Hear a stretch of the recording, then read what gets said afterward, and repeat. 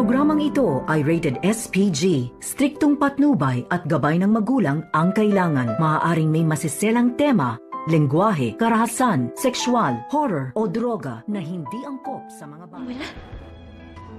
Hello, Zoe. Mabuti naman sumagot ka.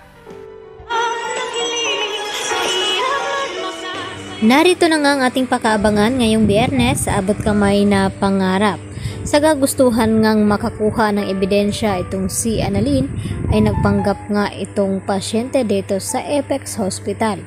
At bawat galaw ni Zoe ay talaga namang tinitingnan dito ni Annalyn.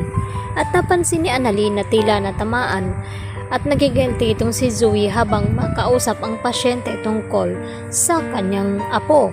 At dito nga napaiyak itong si Zoe at hindi nakatiis na makinig ang sinasabi ng matanda na pasyente. At dito naman napansin ni Joanne ang reaksyon dito ni Zoe. Sa kabilang banda, sinubukan naman magpaalam dito ni Lynette kay Carlos. Napuntahan itong si Annalyn dito sa Apex. Baka mapano daw ang kanyang anak. Subalit ay hindi nga pinayagan ni Carlos Benitez itong si Lynette na umalis sa bahay. Baka daw kung ano ang mangyari. Alam naman daw niya kung ano nangyari dito kay Don Pepe. At maya-maya dito naman na sinabi ni Carlos kung sino-sino daw ang pinapapasok ni Lynette sa kanyang bahay. At hindi naman iba itong sina Aling Susan at Diyosa dahil pamilya nga ni Carlos. At pamilya ni Lynette ang mga ito. At dito nga na sinabi ni Lynette na hindi naman ito ibang tao. At kahit na daw hindi ibang tao, basta wag daw magpapakampante at magtiwala. Samantala may inutos naman itong si Moira dito sa bagong tauhan ni Balahadya. Naguluhin at takutin at saktan nga daw itong si Lynette at pinapapuntahan niya nga ang bahay ni Carlos. Unang sa ganon ay matakot at masindak nga itong si Lynette.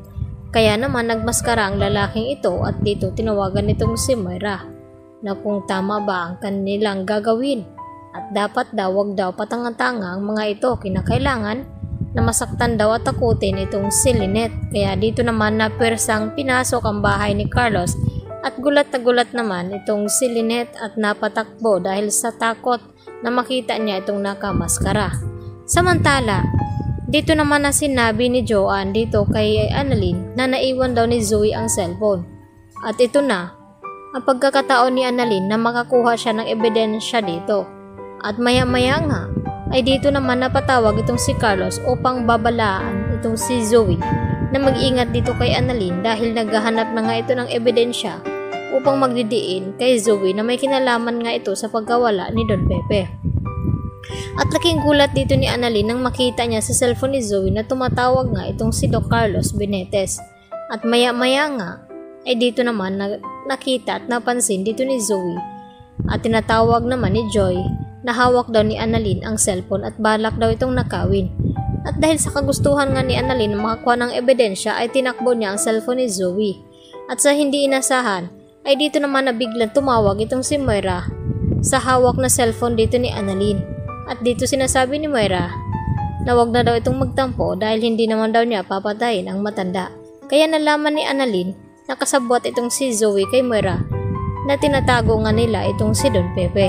At magkakaalaman na nga iyan at takot naman itong si Zoe na tinawagan ng ina at sinabi na hindi siya ang nakausap nito kundi itong si Annalyn dahil si Annalyn lang may hawak na cellphone ni Zoe. Kaya alam na ngayon ni Annalyn na may kasabwat itong si Moira sa pagkawala nga dito ni Don Pepe, lalo na't hawak ngayon ni Moira. Kaya agad nagalit itong si Moira na kung bakit masyadong pabaya itong si Zoe sa kanyang cellphone na ngayon ay nakuha nga dito ni Annalyn, lalo pat nagtataka itong si Annalyn kung anong koneksyon ni Zoe dito kay Carlos Benitez na kung bakit tumatawag nga daw ito sa kanya. At mas pinapalala pa nga ang sitwasyon. Kaya yan naman natin pakatutukan bukas kung mapapahamak ba dito si Lynette sa kanyang inutos ni Moira dito sa tauhan ni Balahadya. Yan lang po at marami pong salamat sa inyong panunood.